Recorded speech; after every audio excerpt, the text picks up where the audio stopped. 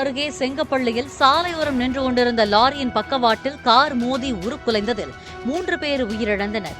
செங்கப்பள்ளி நெடுஞ்சாலையில் அதிகாலை 5:30 மணி அளவில் விபத்து நிகழ்ந்துள்ளது. சிலிண்டர் ஏற்றி சென்ற லாரியை ஓட்டுநர் ஓரமாக நிறுத்தியிருந்தபோது அவ்வழியாக வேகமாக வந்த கார் பக்கவாட்டில் மோதி சிதைந்தது. 8 பேர் காரில் பயணித்த நிலையில் 3 பேர் உயிரிழந்தனர்.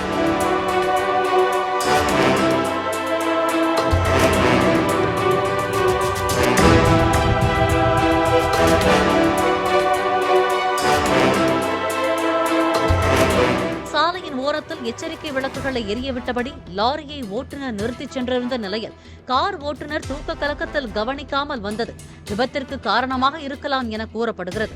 அத்தோடு விபத்து ஏற்படும் சமயத்தில் நபர் ஒருவர் திடீரென சாலையை கடந்து செல்கிறார். இதனை கவனித்த ஓட்டுநர் அதிர்ச்சியாகி காரை லாரி மீது மோதியிருக்கலாம் என்றும் சொல்லப்படுகிறது.